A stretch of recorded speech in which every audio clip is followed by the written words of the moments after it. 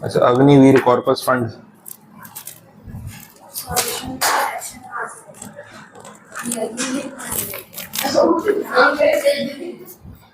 हाँ, वो नया सेक्शन है, उसका रेफरेंस है यहाँ पे 80CCH, देख लेते हैं।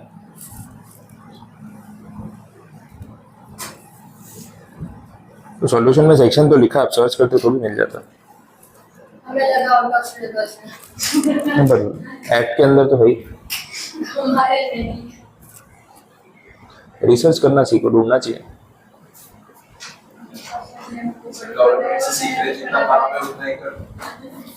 नहीं, वो अग्निवीर स्कीम आई थी, वो नहीं आइडिया क्या? जनरल नॉलेज भी नहीं रखोगे तो कैसे चलेगा? अग्निवीर के ऊपर इतना बवाल हो गया पार्लियामेंट में, तुम लोगों को पता ही नहीं।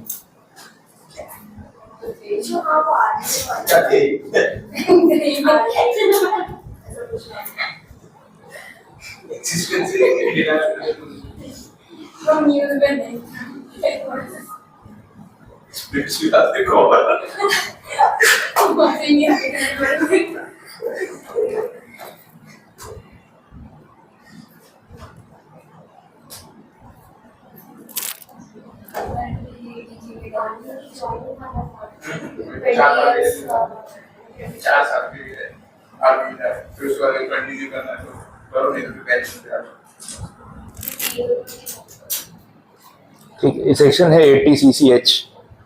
ये अग्निपथ स्कीम निकाली थी सेंट्रल गवर्नमेंट ने। इस स्कीम का नाम अग्निपथ है और अग्निवीर कॉर्पस फंड करके है, तो वो शॉर्ट में उनको जो आर्मी पर्सन है उनको अग्निवीर बोला जा रहा है। स्कीम का नाम अग्निपथ स्कीम है वैसा है। और इसमें इन्होंने कंडीशन ऐसी रखी कि आर्मी में सर्विस करनी है तो जो यंग रिक्रूट्स हैं वो लोग आर्मी में सर्व कर सकते हैं, लेकिन उनका टेन्योर सिर्फ 4 साल का रहेगा। 4 साल के बाद उनको रिटायर कर देंगे शॉर्ट टर्म के लिए। मतलब 18-20 की एज में आप जो है रिक्रूट हुए, 22-23 पे रिटायर, वैसा है। अभी ऐसा है कि ये जब स्कीम आई तो काफ़ी डिबेट हुआ इसके ऊपर। ऑपोजिशन ने बोला 4 साल सर्विस करवा के उसको निकाल दो तो फिर कहाँ जाएगा वो, तो बाकी की लाइफ कैसे वो अपना खर्चा चलाएगा, क्या काम करेगा। और जो ईयर्स आप उसके मांग रहे हो वही तो ईयर्स होते करियर सेट करने के। तो तब आर्मी में सर्व करेगा तो बाद में निकाल क्यों रहे हो, वैसा है। तो वो सब काफ़ी डिबेटेबल हो गया। तो गवर्नमेंट ने अलग आर्ग्यूमेंट दिया, ऑपोजिशन ने अलग आर्ग्यूमेंट दिया, काफ़ी मैटर चला। फिर बोले बाद में उसको पैसा मिलेगा नहीं मिलेगा, ऐसा बहुत डिबेट्स हुए। तो वैसे वो जो स्कीम निकाली थी अग्निवीर, वो मेन ऑब्जेक्टिव वही था कि यंग रिक्रूट्स जो होंगे उनको 4 साल के लिए आर्मी में सर्व करने का मौका मिलेगा। तो ये सब चीज़ें उसके ऊपर चल रही थी। और यहाँ पे पॉइंट यही है कि जो भी ये अग्निवीर वाली कैटेगरी में जो आर्मी पर्सन है, जैसे अपना पेंशन फंड होता है, प्रोविडेंट फंड होता है, कुछ आपकी सैलरी से कटता है, कुछ आपका एम्प्लॉयर कंट्रीब्यूट करता है। यहाँ पे भी वैसे जो भी कंट्रीब्यूशन आप करोगे वो सेक्शन 80CCH में डिडक्शन के तौर पे आपको मिल जाता है। तो ये जो एग्जांपल है उसमें भी तो वही बताया हुआ है कि जो पर्सन है वो इंडियन एयरफोर्स में एम्प्लॉयड है, ठीक है, और उन्होंने जो पेमेंट्स किए हैं उसके आपको ट्रांजेक्शन दे रखे हैं। उन्होंने 22,500 रुपीज़ अग्निवीर कॉर्पस फंड में कॉन्ट्रीब्यूट किया है, उनके एम्प्लॉयर ने भी उतना ही कंट्रीब्यूट किया है, वो ठीक है। तो जितना इन्होंने खुद कंट्रीब्यूट किया है वो उसको क्लेम कर सकते हैं एज ए डिडक्शन। तो 80CCH में अग्निवीर फंड के लिए आप जो भी कंट्रीब्यूशन दे रहे हो वो कंट्रीब्यूशन जो आगे अग्निवीर वाले जो आर्मी पर्सन है उनको पैसे देने में या उनके जो भी सैलरी देने में काम आएगा, उस हिसाब से फंड बनाया गया वैसा, तो वो आप डिडक्शन क्लेम कर सकते हो। तो 80CCH रेफरेंस का सेक्शन है और उसके बेसिस पे डिडक्शन यहाँ पे क्लेम हो रहा है वैसा, ठीक है। और कुछ?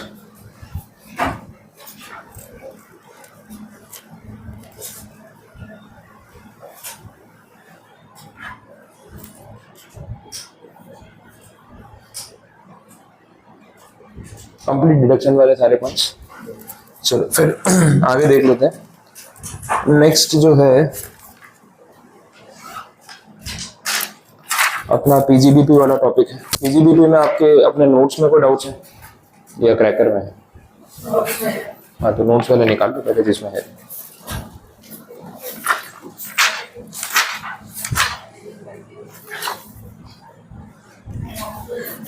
हाँ, अपने नोट्स में कौन से सम्स में डाउट से बता दो।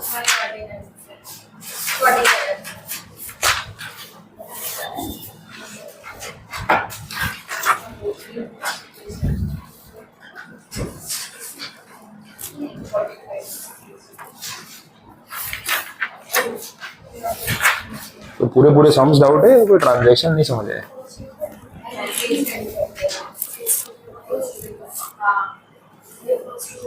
नहीं बाकी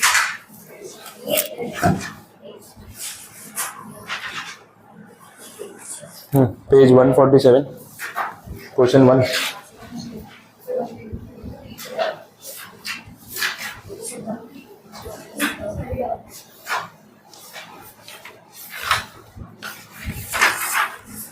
टोटल इनकम ही निकालनी है ना।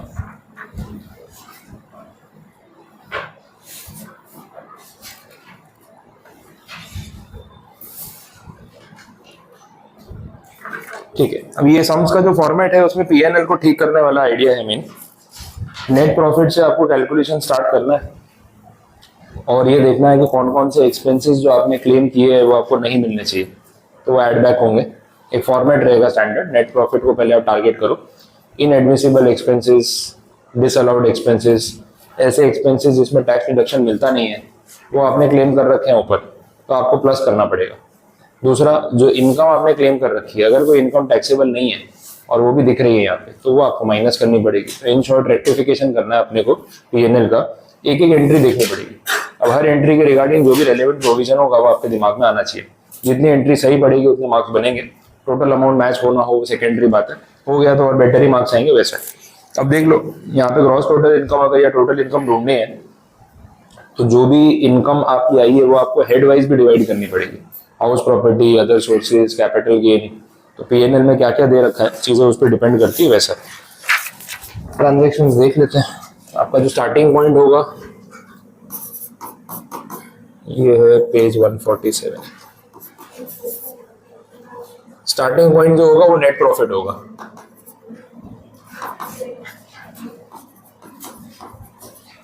अब ये नेट प्रॉफिट में क्या क्या करेक्शंस करने हैं वो आपको देखने पड़ेंगे। पहले एक्सपेंस साइड पे देख लो, प्रोविजन फॉर डेप्रिसिएशन। अब ये डेप्रिसिएशन को लेकर पीछे एडजस्टमेंट्स कुछ दिए हैं क्या? अच्छा, ये इसी सब में था क्या? तो मुझे भी देखना पड़ेगा, मेरे पास फिर एडजस्टमेंट ही नहीं तो कैसे कराऊंगा। मुझे भेज दो ना अगर है तो, एडजस्टमेंट्स वाला भेज दो।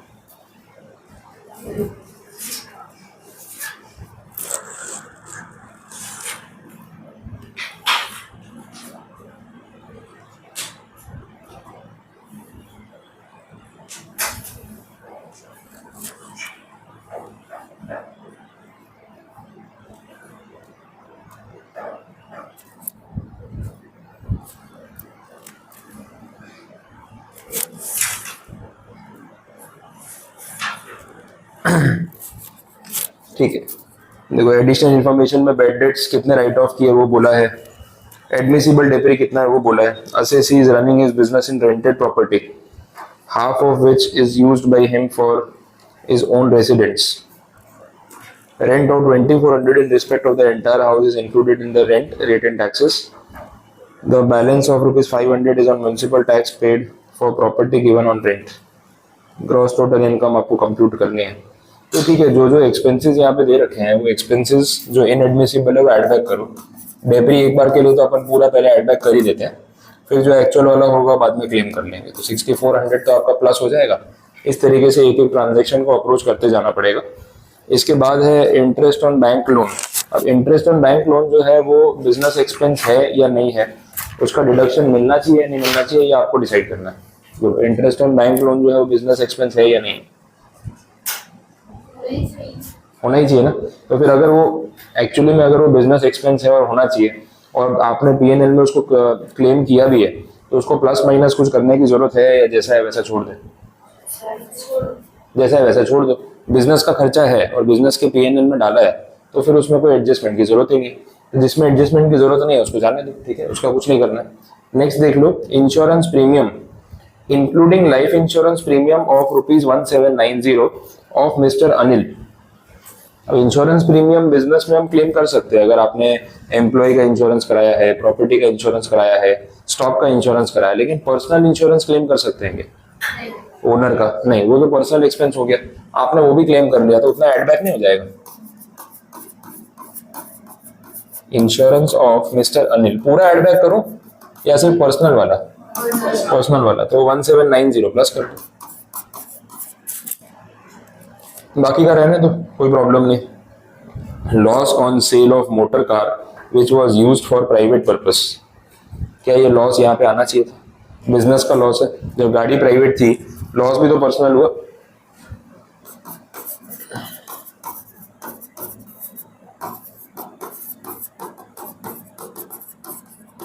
ये भी एड बैक हो जाएगा 1800।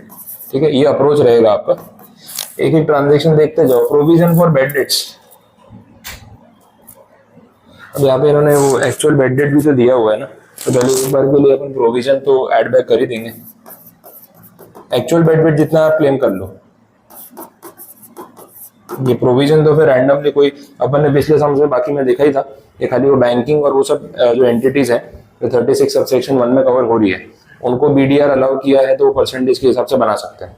बाकी जितने भी एसएससीज के अपन ने सम्स भी किए, सब में प्रोविजन तो एड बैक किया ही था उन्होंने। यहाँ पे भी सेम चीज होगी, प्रोविजन जो है वो 1200 रुपीज प्लस हो जाएगा। हाउस होल्ड एक्सपेंसेस, घर का खर्चा आपने बिजनेस के पीएनएल में डाल दिया, वो कैसे हो सकता है? तो उसको भी आपको एड बैक करना ही पड़ेगा।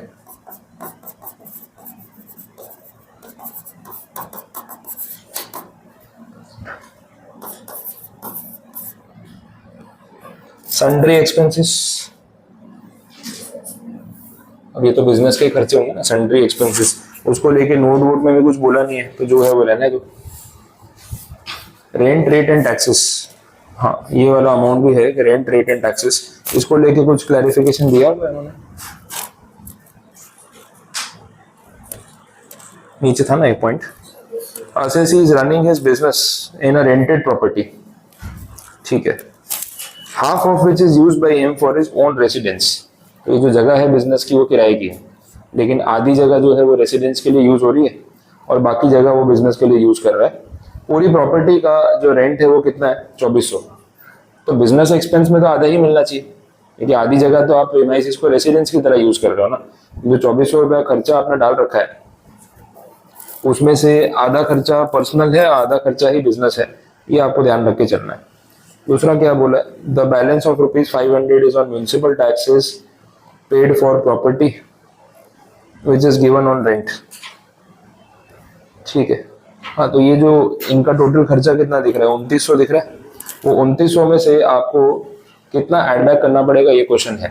बाइफर्केशन उन्होंने ऐसे बताया हुआ है कि भाई 2900 आपका रेंट रेट एंड टैक्सेस का खर्चा है, इसमें 2400 रुपये जो है वो रेंटल एक्सपेंस है और 500 आपने म्यूनिसिपल टैक्स पे किया है for a property which is rented which is given on rent, which is given on rent बोला है, मतलब ये तो आपकी कोई और प्रॉपर्टी होगी जो आपने रेंट पे दी होगी, तो ये दोनों चीजें अलग अलग है। अब ये 2400 का पहले अपने हिसाब कर लें, तो आधी प्रॉपर्टी जो है वो सेल्फ ऑक्यूपाइड है एज रेजिडेंस और बाकी जो है वो बिजनेस के लिए यूज हो रही है, तो खर्चा तो सिर्फ बिजनेस वाला ही मिलना चाहिए, ये पोर्शन तो मिलना नहीं चाहिए, तो इतना आपको एड बैक करना पड़ेगा। तो 2400 में से कितना एड बैक होगा? 1200। एक तो ये रेंट वाला एक्सपेंस जो है वो एड बैक कर दो 1200। दूसरा जो ये 500 रुपये म्यूनिसिपल टैक्स है वो बिजनेस एक्सपेंस में आएगा क्या, ये क्वेश्चन है। ये तो आपने कोई प्रॉपर्टी लेट आउट की है, तो जब प्रॉपर्टी लेट आउट करते हैं तो उसमें वो स्टेप 3 में नहीं आ रहा था municipal tax born and paid by the assessee in previous year, वो डिपेंड करता है ना कौन दे रहा है। अगर एज अ ओनर आप प्रॉपर्टी टैक्स पे कर रहे हो तो उसका डिडक्शन आपको कौन से हेड में मिलता है?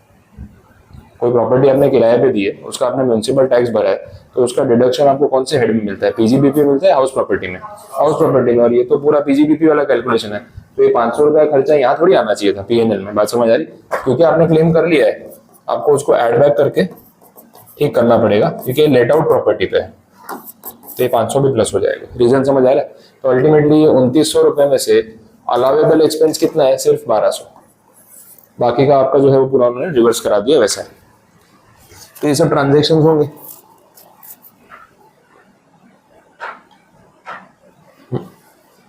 और कोई एक्सपेंस तो बचा नहीं। अब इनकम साइड देख लो, कोई ऐसी इनकम जो इस हेड की इनकम नहीं है। Interest on government securities, government securities पे जो इंटरेस्ट मिलता है वो कौन सी कैटेगरी की इनकम है?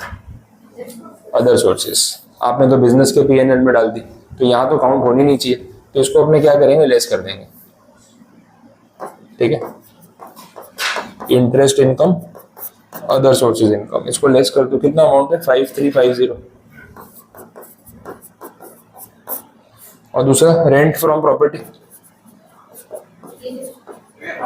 ये भी हाउस प्रॉपर्टी की इनकम है, तो यहाँ से हटा दो। समझ आए? और कुछ क्लेम करना बाकी है नीचे एडजस्टमेंट्स के हिसाब से? बैड डेट और डेप्रिसिएशन दोनों बाकी है ना, तो बैड डेट क्लेम कर लो, जो एक्चुअल हुआ है 650, और जो डेप्री है 1600। समझ आ रहा है? ये सब क्लेम कर लो। अब यहाँ से जो अमाउंट आएगा ना, वो करेक्ट अमाउंट होगा आपका। ठीक है,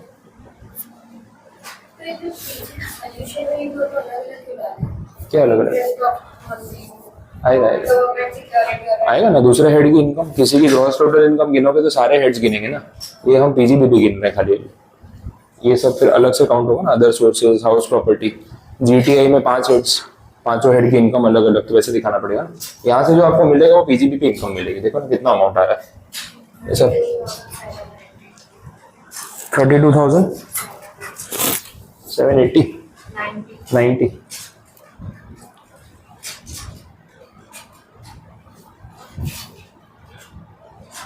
इनसे मैच हो रहा है,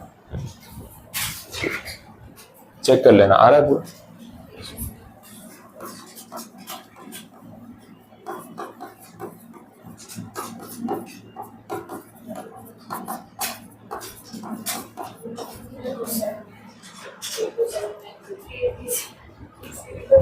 अब तुम लोग प्लस माइनस में भी गड़बड़ करोगे तो एग्जाम में तो परेशान हो जाओगे। सारे अमाउंट लिखने के बाद भी कैलसी पे आंसर गलत आता है। 5 बार प्रैक्टिस करो।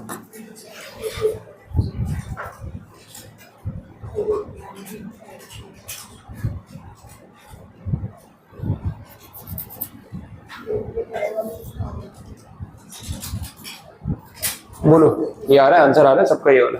सारे अमाउंट को सामने लिखे, प्लस माइनस में भी गड़बड़ करते हो। आए 32790 आ रहा है। अब आपको तो ग्रॉस टोटल इनकम तक जाना है ना, तो इनकम फ्रॉम अदर सोर्सेस वो भी तो लेना पड़ेगा। ये जो गवर्नमेंट सिक्योरिटीज थी ना, वही थी आपकी इनकम फ्रॉम अदर सोर्सेस, तो वो ले लो अलग से 5350। और रेंटल इनकम भी तो है, वो भी तो गिननी पड़ेगी अलग से। ठीक है, अब रेंटल इनकम वाला जो पार्ट है, that is income from HP.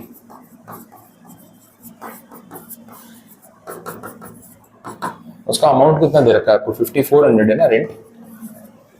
ठीक है, इसके सामने क्या क्लेम करोगे, कैसे कैलकुलेट करोगे, बताओ कुछ।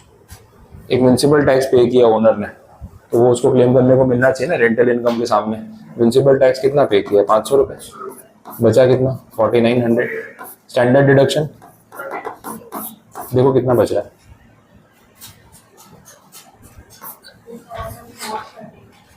कितना, 3430। सही आ रहा है? तो ये हो गया आपका इनकम फ्रॉम एचपी। और कोई हेड में तो उसकी इनकम है नहीं, ना सैलरी दिख रही है ना कैपिटल गेन, तो ये जो आएगा ये है ग्रॉस टोटल इनकम। तीनों को प्लस कर लो, देख लो इनसे टैली हो रहा है 41570।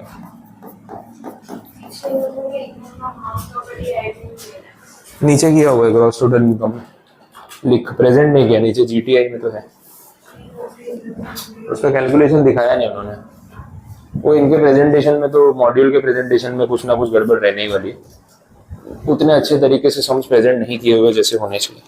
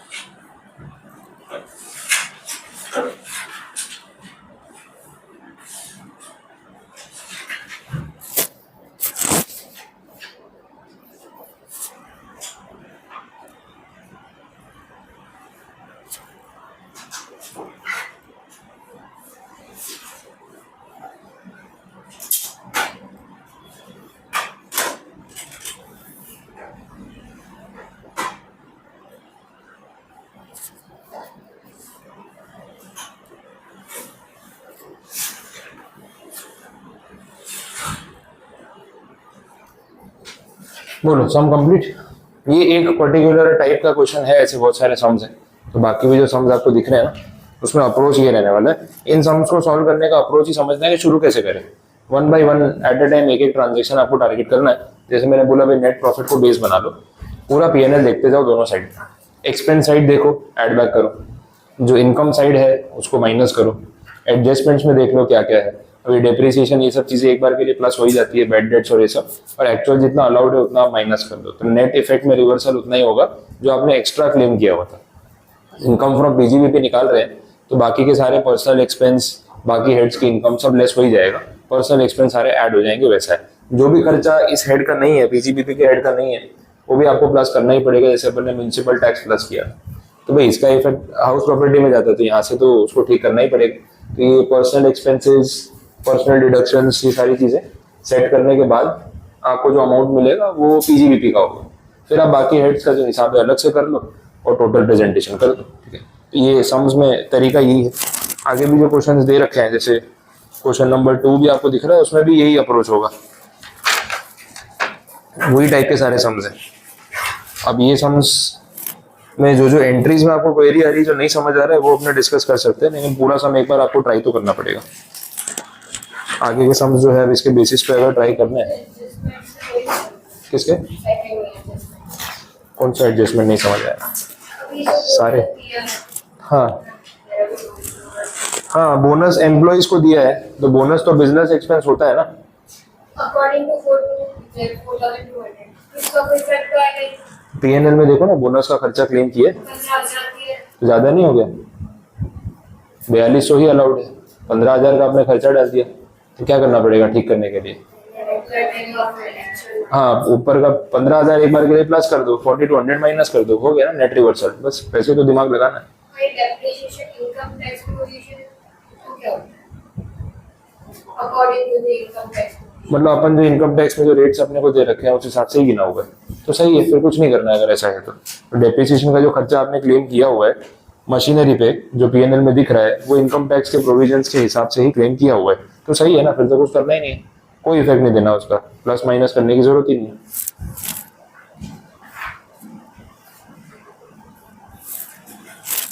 ठीक है, आपको टाइम चाहिए अभी सॉल्व करना है तो कर लो, सेकंड वाला सम अप देख लो, क्योंकि एक ये किया तो एक आइडिया आया होगा अप्रोच कैसे करना है, क्योंकि आज अपना टारगेट ये सम्स को कंप्लीट करने का ही है। तो आप 5 मिनट ले लो, आप समझ लो, एक बार अपने हिसाब से अप्रोच कर लो, जो पॉइंट में फंस रहे हो वो मैं करवाता जाता हूँ। एक बार पहले आप ट्राई तो करो।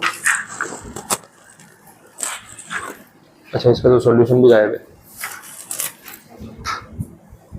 ठीक है, कोई नहीं, आप ट्राई तो करो, जो नहीं समझ आता मैं करवा देता हूँ।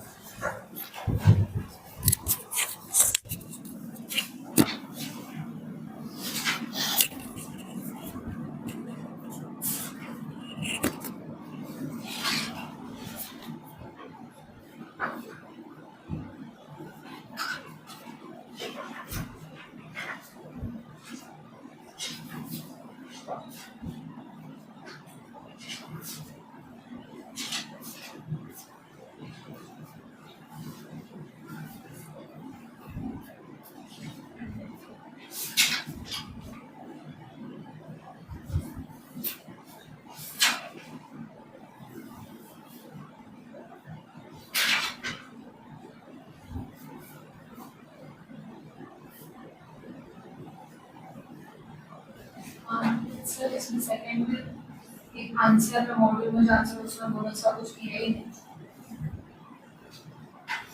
आंसर इसमें नहीं है, इसमें आंसर नहीं है, मॉड्यूल का था उसने नहीं भेजा, उसमें तो कुछ किया ही नहीं, उसको हटाई दिया। हटाई दिया मतलब कोई ऐसा ही नहीं, कुछ नहीं किया। नहीं, ऐसा तो होगा ही नहीं, अगर उन्होंने ऐसा किया है तो फिर गड़बड़ है। भेजो सॉल्यूशन। हाँ भेजो।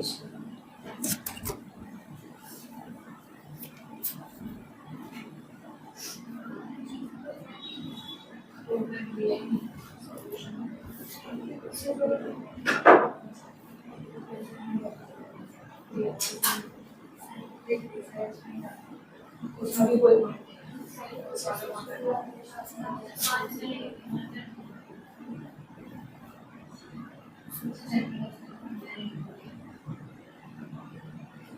नहीं, गलती है उनकी, बोनस का इफेक्ट तो आएगा, क्वेश्चन तो सेम ही है ना। नहीं, मिस्टेक है, जो bonus to employees according to act लिखा है 4200 ही बनता है। प्रोविजन में और कुछ था, मुझे सोच लेना चाहिए।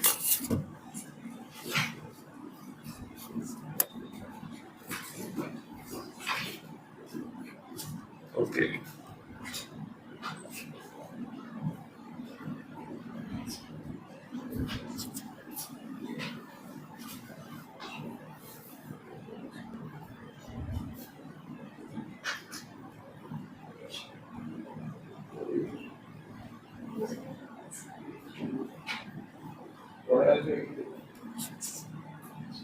पॉइंट अच्छे से नहीं बनाया, बोनस एक्ट का यूज कर ही रहे थे। बोनस एक्ट में ऐसा है, मिनिमम बोनस और मैक्सिमम बोनस का क्राइटेरिया है। आपने लेबर लॉ में पढ़ा है ना, टॉपिक वही वाला, तो मिनिमम वो 8.33%, मैक्सिमम 20%। अब जो ऊपर 15,000 है वो 20% से ज्यादा है या क्या है वो पता नहीं। ये 4200 है, ये क्या है वो भी नहीं बोला। अगर ऐसा कुछ बोला होता कि मिनिमम 4200 है तो मिनिमम से ज्यादा दिया जा सकता है, बट 20% से ज्यादा अलाउड नहीं होता है। 20% अब कितना है वो भी तो नहीं पता है, ये फिर थोड़ा अजम्पशन पे चला गया। अब कैसे आप इसके आप सॉल्यूशन देखोगे तो फिर आपको लगेगा उन्होंने अलाउ कर दिया तो ठीक है, सॉल्यूशन नहीं देखोगे तो आपको लगेगा 4200 ही अलाउड है एक्ट के हिसाब से, तो ज्यादा कैसे क्लेम कर लिया। तो it can go either ways. इन्होंने इस चीज को मान लिया कि भाई वो विद इन द रेंज होगा, तो क्वेश्चन में क्लैरिटी नहीं दी, जबकि ऐसा होना नहीं चाहिए। अगर कंडीशन आती है तो प्रॉपर पूरी देनी चाहिए कि बोनस एक्ट के हिसाब से इतना ही अलाउड है, उसको सेंस में लिखते तो फिर अपन जो कर रहे थे वो ठीक है।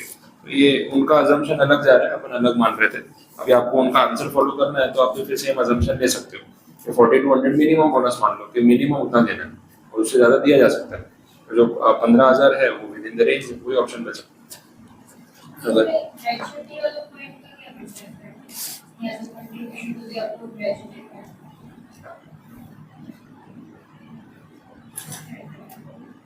वो अप्रूव्ड ग्रेचुइटी फंड है फिर तो हाँ, तो सही है ना, फिर क्यों इफेक्ट देंगे। आपने ग्रेचुइटी फंड जो गवर्नमेंट अप्रूव्ड है उसमें पैसे डाले ना, तो फिर कोई प्रॉब्लम होनी नहीं चाहिए। उसको लेके कोई अदर इन्फॉर्मेशन है नीचे नहीं, तो उसका डिडक्शन तो मिलता है। प्राइवेट फंड हो तो नहीं मिलता ना। वैसे अपन ने वो सेक्शन 40 कैपिटल ए वाले में देखा था इसके पहले, तो सेक्शन के हिसाब से अगर अलाउड है तो फिर ठीक है, खर्चा लेना तो फिर कुछ नहीं करना है।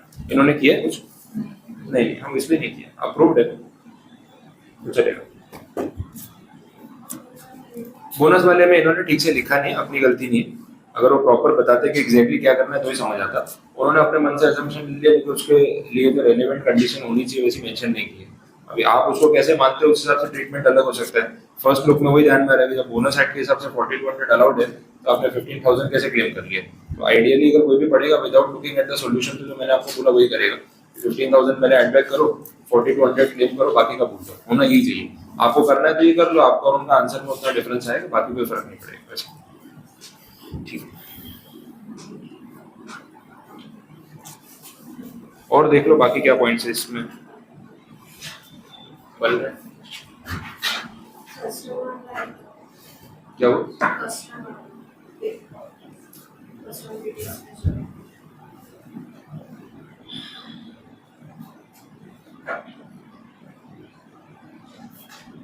कस्टम ड्यूटी गवर्नमेंट टैक्सेस है ना, तो उसमें वो देखो रिटर्न फाइलिंग की डेट से पता चल जाता है क्या पूछना चाह रहे हैं। 43B रिटर्न फाइलिंग की डेट से पहले आपने जितना पे कर दिया उतना आप क्लेम कर लो, बाकी का नहीं मिलेगा इस साल, बाकी अगले साल मिलेगा। ये भी बोला रिटर्न कब फर्निश किया, 31 जुलाई। तो जो भी पेमेंट 31 जुलाई तक हो चुके हैं वो क्लेम कर लो, जो नहीं हुए वो नहीं मिलेंगे। तो कस्टम का टोटल खर्चा कितना है कस्टम ड्यूटी का वो आपको बोला हुआ है कुछ। Outstanding liability in respect of custom duty amounting to 10,500 was paid on 10th April. Okay, rupees 1,000 on 10th May, 2,000 on 30 June, and 1,000 on 10 July, and 3,500 is still outstanding. ठीक है, तो जितना पे किया है उतना ही क्लेम करने को मिलेगा और कुछ मिलने वाला नहीं। इन्होंने भी जो PNL में दिखाया उन्होंने क्या किया, outstanding liability for custom duty कितना 18,000। तो ये 18,000 का बाइफरकेशन ही तो आपको दिया है, 10.5, 11.5, 13.5, 14.5, बाकी 3500 बाकी। हाँ बराबर है, 18,000 का बाइफर्केशन ही दिया है कि 31 मार्च तक तो पूरा 18,000 बाकी था जो BNL में दिख रहा है, लेकिन वो 18,000 इंस्टॉलमेंट्स में पे हुआ है और 31 जुलाई तक कितना पे हुआ है, अपना डिडक्शन आप ले सकते हो, बाकी का आपको रिवर्स करना पड़ेगा। तो रिवर्सल कितना होगा? 3500, हाँ अल्टीमेटली 35, पर आपने BNL में पूरा 18,000 डाला हुआ है, तो वो ध्यान रखना, उसमें 18,000 क्लेम करने को मिलना नहीं चाहिए, क्लेम सिर्फ 14,500 ही मिलना चाहिए, तो बाकी का 3,500 प्लस कर दो तो ठीक हो जाएगा।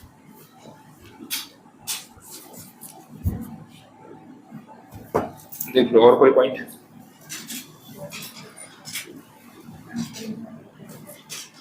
बोनस वाले में मेरे हिसाब से तो आपको वही करना चाहिए, 15,000 ऐड करके 4,200 माइनस करना चाहिए। ये जो लिखा है, अगर मैं आंसर नहीं देखूंगा तो मैं वही सॉल्व करूंगा ना, आंसर देख के अपन यहाँ जज कर लेंगे, बट मेन एग्जाम में क्या होगा कंडीशन, इसलिए ना कोई बात नहीं, वो तो मैंने आपको दोनों बताया कि उन्होंने क्या माना है, तो कुछ कंडीशन लिखी नहीं है ना, आप उनके सॉल्यूशन में भी देख लो तो उन्होंने कहा कुछ नोट मारा हुआ है कि ऐसा किया है वैसा किया है, मिनिमम बोनस कितना होता है, मैक्सिमम कितना होता है। अगर मैं मिनिमम के हिसाब से भी जाऊं 8.33 के बराबर भी मान लो 4,200 को, तो भी 20% से ऊपर ही होता है 15,000, 20% के भी रेंज में नहीं है, तो क्या अजम्पशन दिया उन्होंने? कुछ नहीं, वो उनकी गलती है सॉल्यूशन, अपन जो कर रहे हैं वो ठीक है, उसको वैसे ही करते हैं।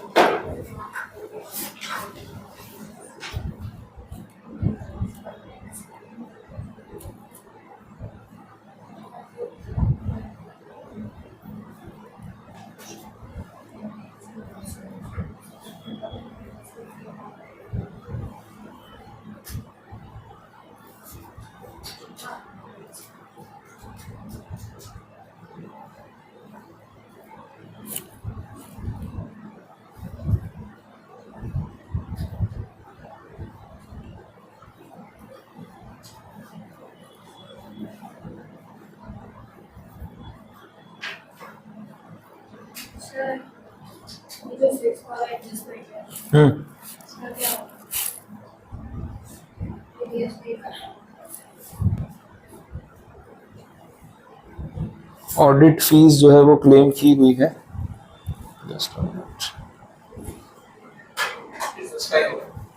हाँ आएगा तो वो प्रोफेशनल फीस वाले ही पार्ट में।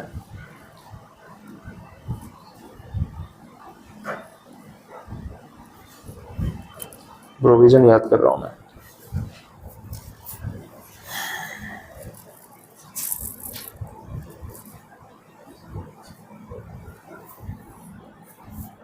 ऑडिट फीस को लेके तो कोई ऐसे स्पेसिफिक TDS में पॉइंट है नहीं। प्रोफेशनल फीस है 194C, नहीं 194J में है, 194C कॉन्ट्रैक्ट वाला पार्ट है, नहीं चलेगा अभी, उसका कोई इफेक्ट नहीं भी देंगे तो भी ठीक है। उन्होंने कुछ दिया इफेक्ट सामने? नहीं बोला है कुछ?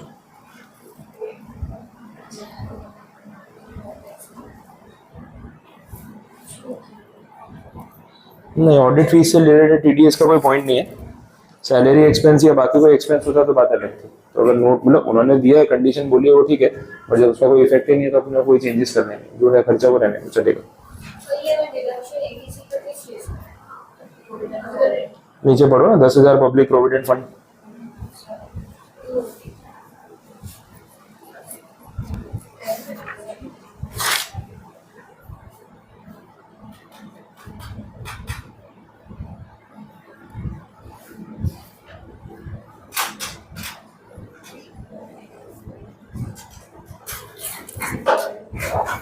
हो गया। अब आइडिया लग रहा है अप्रोच कैसे करना है, ठीक है। बाकी भी सम्स वैसे ही, क्वेश्चन 3, 4, 5 जो भी आपके बचे हैं ना, वो इसी टाइप के सम्स हैं। कंप्लीट करना है तो कंप्लीट करके रख लो, कि ये एक बार पहले आपको ही कोशिश करना चाहिए उस इसमें 145 पे हाँ 145 पे कौन सा पॉइंट? एडवर्टाइजमेंट एडवर्टाइजिंग वाला। नेट प्रॉफिट दे रखा है, इंफॉर्मेशन दे रखी है, advertisement expenditure debited to PNL account, expenditure incurred outside India permitted by RBI. ठीक है,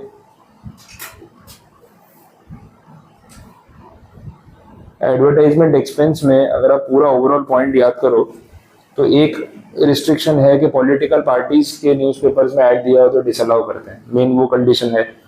बाकी तो कोई कंडीशन ऐसी स्पेसिफिक थी नहीं। कैश में दिया है तो भाई 10,000 से ऊपर नहीं चलेगा, बिजनेस एक्सपेंस है वो ध्यान रखना है। कैपिटल एक्सपेंडिचर आप कर रहे हो एडवर्टाइजमेंट पे तो वो रेवेन्यू एक्सपेंस तो है नहीं, तो पूरा क्लेम होगा नहीं एक साथ, वो पॉइंट आ जाएगा। एक आपने 7,000 पे किया है जहाँ पे आपका सब्सटेंशियल इंटरेस्ट है, तो वहाँ पे फिर आपने आर्म्स लेंथ प्राइस फॉलो किया कि नहीं वो देखना पड़ेगा। यहाँ पे अमाउंट जो है उसमें 1,400 रुपये आपने ज़्यादा भरे तो वो प्रॉब्लम आएगा। तो एक एक एंट्री में जो इश्यूज है उसको ही तो सॉर्ट करना होता है। कैश डिसअलाउ कर दिया, न्यूज़पेपर वाला डिसअलाउ कर दिया, एक्सेसिव एड बैक कर दिया, बस वही पॉइंट्स है, देख लो और कुछ नहीं। एक एक ट्रांजैक्शन पढ़ते जाओ, जहाँ कुछ इशू है उसको ठीक करो, जहाँ इशू नहीं है चलने दो। अब आरबीआई ने परमिट किया तो कोई प्रॉब्लम है ही नहीं। हर एक आर्टिकल जो है एडवर्टाइजमेंट के थ्रू आपने जो भी दिया है उसका अमाउंट दे रखे हैं, उसमें भी कुछ ऐसा नहीं है। पॉलिटिकल पार्टी वाला एडबैक किया, कैश वाला एडबैक किया, 1,400 रुपये एक्सेस है वो एडबैक किया, तो 3 चीजें तो एडबैक हो ही गई। और कैपिटल एक्सपेंडिचर है वो भी तो एडबैक होगा, ठीक है, वो एक साथ थोड़ी क्लेम कर सकते हैं, वो भी एडबैक किया है इन्होंने। सबके रीजंस नीचे दे रखे हैं बस, ठीक है। और बोलो और क्या है, क्लियर है? अब ये बचे हुए सम्स हैं उसके भी एडजस्टमेंट देख लो सारे इसी टाइप के। मैं आपको पहले इसलिए दे रहा हूँ, मैं सब सारे सॉल्व करा दूंगा तो आपका दिमाग तो चला ही नहीं रहा, फिर आप सोचो उससे पहले मैंने बता दिया तो कोई सेंस नहीं है। और सम्स मिलते नहीं है, ऐसे लिमिटेड है, तो फिर उस हिसाब से जितने हैं उतने आप सॉल्व कर लो। मैं ट्राई करूंगा और सम्स मिल जाएंगे, चाहिए तो मैं प्रोवाइड कर दूंगा एक्स्ट्रा भी, क्योंकि ये सब पैटर्न रिपीटेड है और स्टैंडर्ड है। आप पूरा ये सॉल्व करते जा रहे हो, क्रैकर देखते जा रहे हो, आपको आइडिया आ रहा होगा कौन से टाइप के सम्स इन्होंने ज्यादा पूछे हैं कौन से चैप्टर में से, तो अपने वो सम्स प्रैक्टिस करेंगे ना तो पेपर में थोड़ी सर्टेनिटी हो जाएगी। तो वो अंदर के एडजस्टमेंट तो पूरे सेक्शन में से ओवरऑल रहेंगे, लेकिन एक फॉर्मेट का आइडिया आ गया ना, जैसे ये वाला अपन ने किया कि भाई इस तरीके से सोचना है, तो एक एक एंट्री पे आप सोचोगे तो भी आपकी 80% एंट्री तो सही हो जाएंगी। एक दो गलत होने से पूरा सम जीरो नहीं होगा। अगर 80% एंट्री सही है तो ओवरऑल पूरे सम में अगर 10 मार्क का सम है तो आपके 6 या 7 मार्क बन सकते हैं, और अगर उतने मार्क्स बन गए तो अब एवरेज ही अच्छा है, तो वैसे मार्क्स निकालने में प्रॉब्लम नहीं है। वैसे आप ये ट्राई कर लो, इनमें कुछ डाउट्स बचते हैं तो फिर मैं करवा देता हूँ वापस। कौन सा सेकंड, ये जो भी कर रहे थे वही 149 पेज नंबर बोल दो, 143।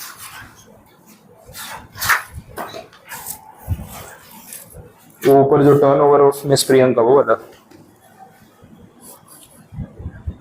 टर्नओवर 1 करोड़ से ऊपर है तो उनको टीडीएस डिडक्ट करना चाहिए था। ये आपका भी टीडीएस का चैप्टर बाकी है ना, इसलिए वो पॉइंट रिलेट नहीं हुआ। उसमें ऐसा है कि जो इंडिविजुअल्स होते हैं उनको हर केस में टीडीएस नहीं काटना होता है, इंडिविजुअल और एचयूएफ को रिलीफ होता है। लेकिन ऐसे इंडिविजुअल और एचयूएफ जिनका टर्नओवर 1 करोड़ से ऊपर है, मतलब ऑडिट लिमिट में है, उनको फिर टीडीएस डिडक्ट करना कंपलसरी हो जाता है। वैसा अगर वो नहीं डिडक्ट करते हैं तो फिर उनका एक्सपेंस जो है वो डिसअलाउ हो सकता है, वो पॉइंट आता है, इसीलिए वो पॉइंट उस तरीके से दिया हुआ है। और अपन ने देखा था बीजीबीपी में भी कुछ सेक्शंस में इन्होंने 30% डिसअलाउ किया था, कुछ सेक्शंस में पूरा एक्सपेंस डिसअलाउ कर दिया था। तो ये जो होगा पॉइंट वो 30% डिसअलाउंस वाले में है, तो जितना एक्सपेंस है उसका 30% डिसअलाउ करेंगे, 70% अलाउ करेंगे, तो एडबैक कितना होगा 30%। वैसा है तो यहाँ पे ऐसा है कि जो असेसी है उसने जो इंटरेस्ट एक्सपेंस किया है वो 1 लाख रुपए किया है, आइडियली उसको टीडीएस काटना चाहिए था, उसने नहीं काटा है, तो 1 लाख का 30% डिसअलाउ कर दिया और बाकी का 70% अलाउ कर दिया। ऐसा होता है, ये टीडीएस में भी पॉइंट आएगा तो आपको ये बात वहां से रिलेट हो जाएगी। आपको चैप्टर बाकी है ना, इसलिए वो पॉइंट अटक रहेगा। बोलो और कुछ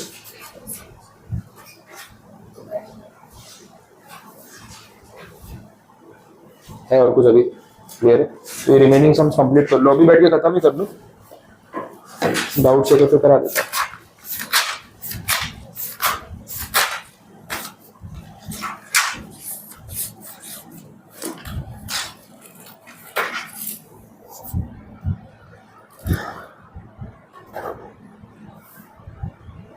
थर्ड वाला उसमें सेकंड और कौन सा बोला?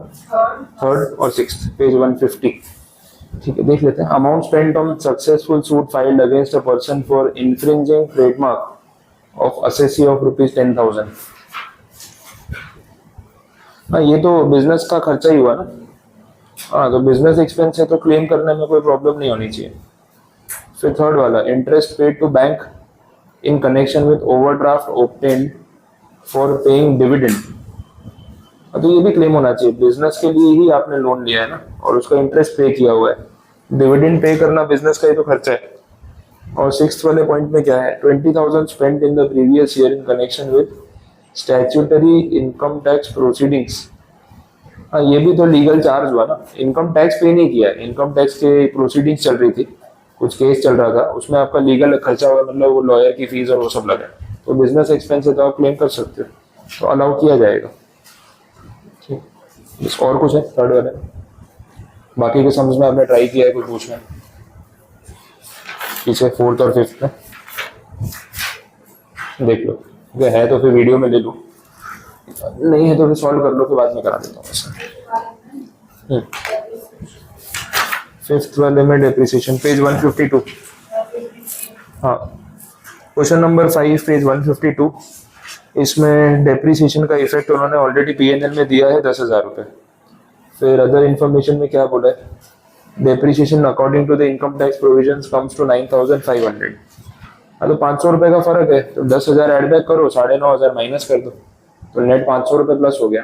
तो उनका भी इफेक्ट वैसे ही होगा, कुछ दो में से एक है, तो ग्रॉस किया होगा या नेट किया होगा। उन्होंने नेट इफेक्ट दे दिया। 10,000 रुपये आपने क्लेम किया है, क्लेम मिलना कितना चाहिए था? 9,500। एक्स्ट्रा कितना क्लेम किया हुआ है? 500 रुपये।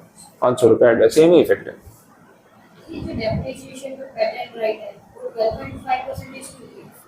कहाँ पे?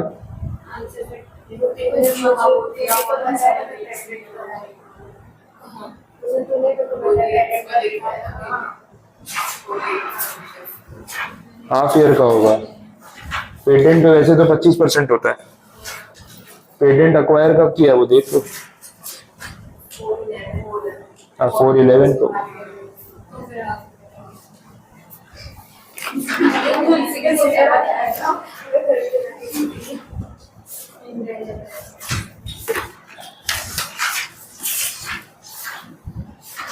बोलो और कुछ? ठीक है, अभी के लिए वीडियो एंड कर दो, फिर जो डाउट्स होंगे आपके नेक्स्ट वीडियो में ले लेंगे।